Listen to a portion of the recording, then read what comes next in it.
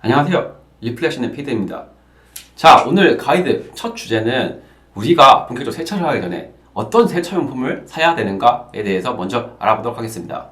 세차용품을 사실 때 굳이 내가 셀프 세차가 아니라 그냥 솔질을 하겠다, 자동 세차기를 돌리겠다라고 하신 분들은 어떻게 보면은 이 영상이 그렇게 도움이 되지 않으실 수도 있어요.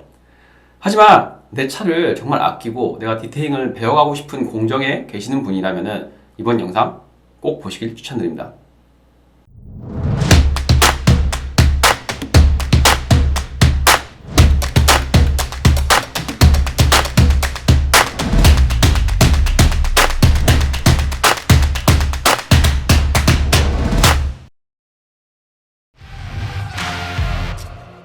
이 영상은 디테일링 토탈 솔루션 루미너스와 함께합니다.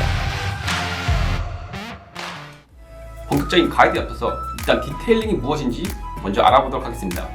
디테일링은 세차, 흔히 말하는 꼼꼼한 세차라고 생각하시는 분들이 많은데 실제로 디테일링의 의미는 판금, 도장이 없이 차량을 복원하는 기술을 말합니다. 그래서 세정을 하거나 약품으로 녹인다던가 아니면 폴리싱으로 연마를 하는 공정까지만 디테일링으로 간주를 하고 있습니다.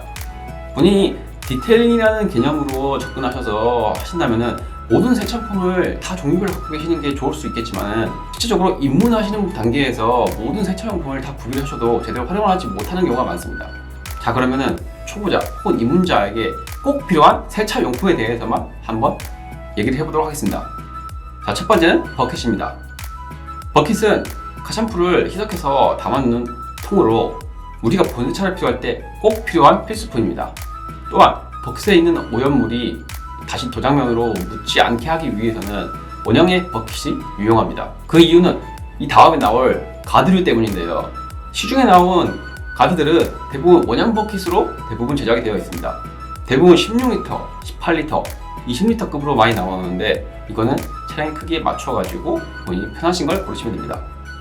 버킷은 본세차를 할 때 쓰는 물건이지만 세차가 다 끝난 뒤에 세차용품을 정리하는 용도로도 유용하게 쓸 수 있습니다.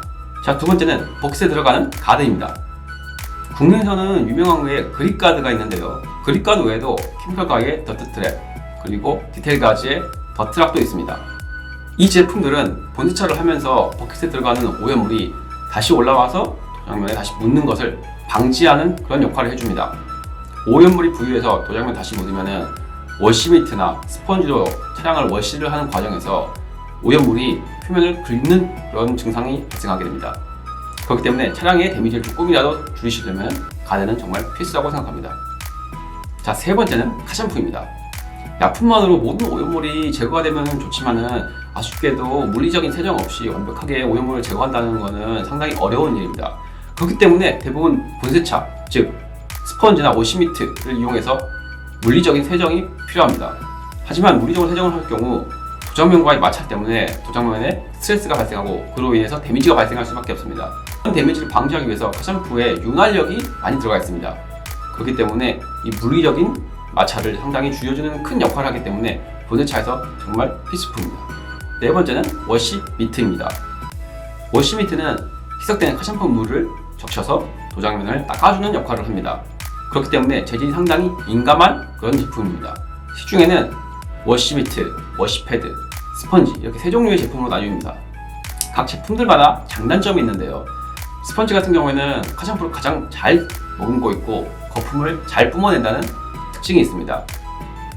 하지만은 오염물이 스펀지 사이에 묻었을 때 이게 빠지기가 어려운 구조이기 때문에 오히려 차량의 표면에 오히려 데미지를 유발할 수 있는 위험이 가장 높은 제품입니다. 자, 일단 워시미트와 워시패드는 같은 계열 제품이라고 보시면 됩니다. 워시패드와 워시미트는 제품의 양모나 혹은 션이라고 불리는 극세사 재질의 원단으로 덮어서 양면으로 쓸 수 있게 되어 있는 제품이 대부분입니다.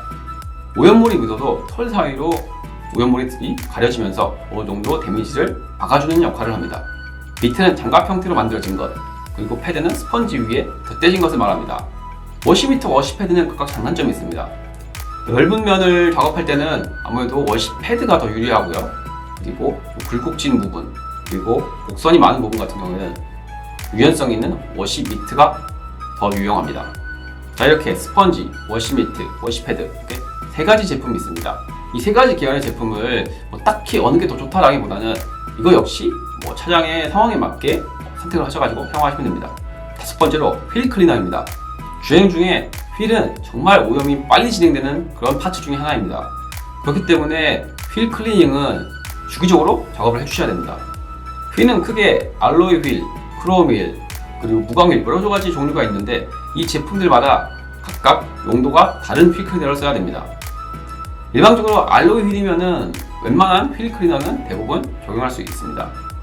다만 독일 차들처럼 브레이크 분진이 심한 차종이라면은 철분 제거 기능이 있는 휠 클리너를 쓰시는 것이 오히려 효율적일 수도 있습니다. 그리고 휠 클리너 중에 타이어 갈변 제거 기능이 있는 휠 클리너도 있습니다. 타이어 갈변을 따로 하는 것을 불편해하신다면 이러한 제품을 써보시는 것도 좋은 선택입니다. 여섯 번째로 디테일링 브러쉬입니다. 휠 클리닝을 할 때 아주 유용한 제품으로 휠의 겉면을 닦을 때 아주 좋은 제품입니다. 휠은 좁은 구간이 많기 때문에 손으로 작업하는 데는 한계가 있습니다. 그렇기 때문에 이런 디테일링 브러쉬가 있으면 휠 클리닝에 상당히 효율적입니다. 또한 디테일링 브러쉬는 휠 클리닝 외에도 여러가지 용도로 활용할 수 있기 때문에 꼭 하나 구매해 두시면 쓸 용도가 정말 유용하게 쓸 수 있을 겁니다. 일곱 번째는 드라잉 타월입니다. 우리가 물리적인 세정을 필요한 본세차를 마쳤으면 차량에 물기가 많은 상태입니다. 드라잉 타월은 정말 부드러운 게 중요하며 그리고 흡수력이 상당히 중요한 제품입니다. 시중의 드라잉 타월은 다양하지만 기본적으로 트위스트 타입의 단면 타월이 많이 사용됩니다. 만약에 차량이 너무 크거나 혹은 드라잉 타월 한 종만으로 물기 제거가 완벽하게 어렵다라고 판단하시는 분들은 양면형 드라잉 타월을 쓰시는 것을 추천드립니다. 양면이기 때문에 단면에 비해서 물기 흡수력이 뛰어납니다.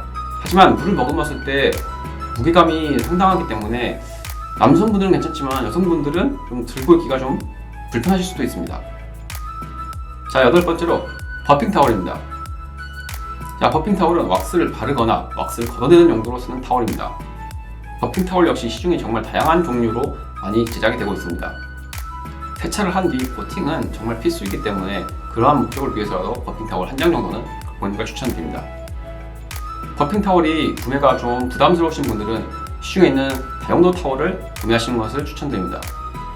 다용도 타월은 버핑 타월에 비해서 면이 얇지만 그래도 버핑 타월이 쓸 수 있는 역할을 충분히 할 수 있습니다. 또한 버핑 타월로 도장면 외에도 여러가지 부위에 작업을 할 수 있기 때문에 구매를 해두시면 상당히 유용하게 쓸 수 있는 제품입니다. 자, 아홉 번째로 유리 전용 타월입니다. 유리만큼은 전용 타월을 쓰시는 것을 추천드립니다. 유리는 투명하기 때문에 미세한 오염물들이 잘 보이지 않는다는 특징이 있습니다. 그렇기 때문에 미세한 낙진이 유리면 위에 있을 경우에 잘 보이지 않는데 이런 상황에서 올이 있는 타월로 닦게 되면은 올에 있는 털이 낙진에 걸려가지고 빠지게 됩니다. 그래서 오히려 털이 휘날리는 증상이 발생합니다. 그렇기 때문에 유리 전용 타월은 올이 없는 타월을 쓰셔야 됩니다. 자, 열 번째는 코팅제입니다. 코팅은 단순하게 광을 내는 용도 외에도 이 도장면에 발수력을 일으켜서 다음 세차를 유용하게 하고 오염물들이 도장면에 부착되는 것을 방지해 줍니다.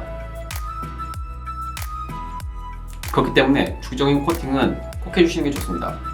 시중에는 고체, 리퀴드, 액상 여러가지 타입이 있지만 초보자분들에게는 액상 타입으로 먼저 추천을 드립니다. 액상 타입은 그냥 뿌리고 닦기만 하면 되는 쉬운 작업선을 보기 때문에 초보자분들이 액상으로 시작하셔야지 작업을 쉽게 배우실 수 있습니다. 11번째는 유리세정제입니다. 유리는 시야 확보와 관련된 부분이기 때문에 수시로 깨끗하게 해줄 필요가 있는 파츠입니다. 그렇기 때문에 유리세정제는 필수 아이템 중 하나입니다. 유리세정제를 보실 때 중요한 것은 두 가지입니다. 첫째, 잔사가 잘 안 남는 제품이어야 됩니다. 유리에 잔사가 나오면 운전 중에 정말 신경 쓰이게 됩니다. 또한 시야 확보에 방해가 되기 때문에 잔사가 잘 안 남은 제품일수록 좋은 유리세정제라고 할 수 있습니다. 두 번째는 썬팅에 안전한 제품이어야 됩니다. 썬팅지는 유리면이 아니라 비닐 재질로 된 제품이기 때문에 썬팅지를 약한 케미컬을 했을 때 썬팅지가 변색되는 그런 위험성이 있을 수도 있습니다. 그렇기 때문에 제품을 구매하실 때 설명란에 썬팅이 안전한 제품인지 확인해 보실 필요가 있습니다. 12번째는 실내 세정제입니다. 어떻게 보면은 외장보다 더 중요한 것은 실내입니다. 실내에는 다양한 재질이 있습니다. 패브릭, 플라스틱, 가죽 등 정말 다양한 재질이 있습니다. 이러한 재질을 그냥 아무 생각 없이 닦으면은 잘 지워지지 않을 뿐더러 오히려 표면에 데미지를 유발할 수 있기 때문에 실내 다용도로 사용할 수 있는 안전한 실내 세정제를 막 구비해 두시면은 오염물을 제거하시는데 상당히 유용합니다. 자, 이렇게 입문자 혹은 초보자에게 꼭 필요한 세차용품 12가지에 대해서 알아봤습니다. 물론 세차하는 과정에서 뭐 이거 외에 더 필요할 수가 있지만은 최소한의 세차라는 개념에서 내 차를 간단하게 클리닝을 하는 그런 공정이라면은 이 12가지의 제품만 있으면은 웬만한 것은 대부분 해결이 될 겁니다. 시작하는 단계에서 세차용품을 많이 구매하려고 하지 마시고 필요한 것 최소한만 구매하시고 이제 세차를 하시다가 좀 배우고 그리고 뭔가 필요하다고 느낄 때마다 추가적으로 구매를 하시는 게 오히려 합리적이고 현명한 소비의 세차 문화입니다. 자, 이렇게 세차용품이 다 준비가 되었다면 이제는 세차장으로 가야겠죠? 다음 시간에는 세차장에 가서 무엇을 먼저 해야 되는지에 대해서 먼저 알아보도록 하겠습니다. 여러분들 차가 항상 빛날 수 있도록 저희는 다음 가이드 영상에서 찾아뵙도록 하겠습니다. 시청해주셔서 감사합니다.